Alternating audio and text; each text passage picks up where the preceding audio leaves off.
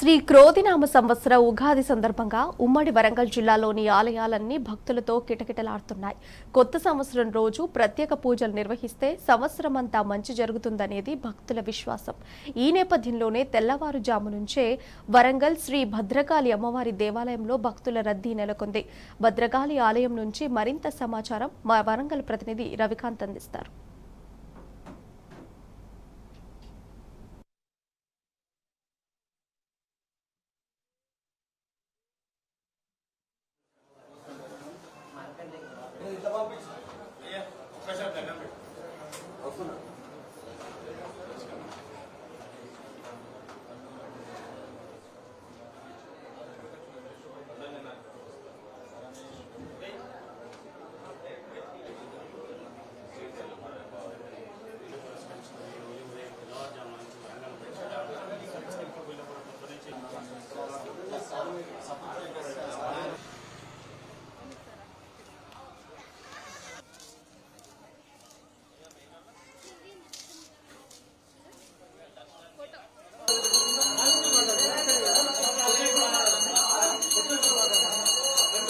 తెలుగు నూతన సంవత్సరాది క్రోధినామ సంవత్సర ఉగాది పర్వదిన సందర్భంగా వరంగల్లోని ప్రముఖ దేవాలయం భద్రకాళి అమ్మవారి ఆలయంలో ఉదయం నుంచి ప్రత్యేకమైన పూజలు కొనసాగుతున్న సందర్భం.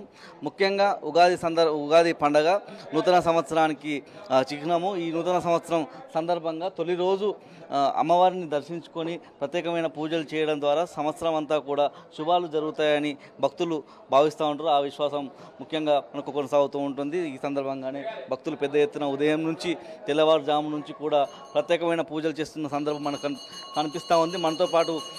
ప్రస్తుతం మనతో పాటు ఆలయానికి సంబంధించిన అర్చకులు మనతో పాటు ఉన్నారు. అర్చకులను అడిగి ఉగాది ప్రత్యేకతలు తీసుకున్నాం. పంతులు గారు, ఉగాది సందర్భంగా ప్రత్యేకంగా ఇట్లాంటి పూజలు ఉంటాయి, ఉగాది ప్రత్యేకతలు ఏంటి?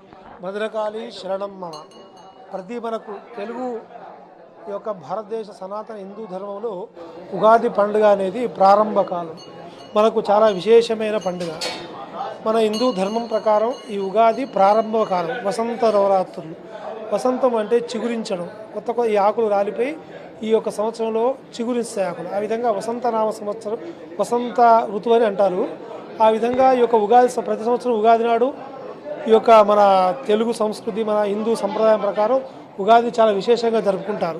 మనకి ఇది ప్రారంభ సంవత్సరం కాబట్టి ఆ విధంగానే అమ్మవారికి ప్రతి దేవాలయంలో వివిధ రకాల పూజలు, అభిషేకాలు ఉంటాయి. అలాగనే మన భద్రకాళి దేవస్థానంలో కూడా అమ్మవారికి విశేషమైన సుగంధ ద్రవ్యములతో పంచామృతం అభిషేకం చేయించి అమ్మవారికి విశేష అలంకారం చేయించి అమ్మవారికి పూజా విధానము జరిపించి ఆ పిమ్మట అమ్మవారి ఉగాది పర్వదినాన తీపి, చేదు, ఈ కారం, పులుపు ఇలాంటి అన్ని పదార్థాలు చేసి ఉగాది పచ్చడి చేసి ఆ పచ్చడిని భక్తులకు ప్రత్యేకించి పంచిపెడుతూ ఉంటారు.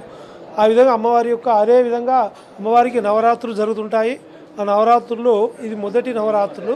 తర్వాత వచ్చేసి మనకు ఆషాఢ నవరాత్రులు, ఆ తర్వాత అమ్మవారికి మాఘ నవరాత్రులు, ఆ తర్వాత శరన్నవరాత్రులు అని ఉంటాయి.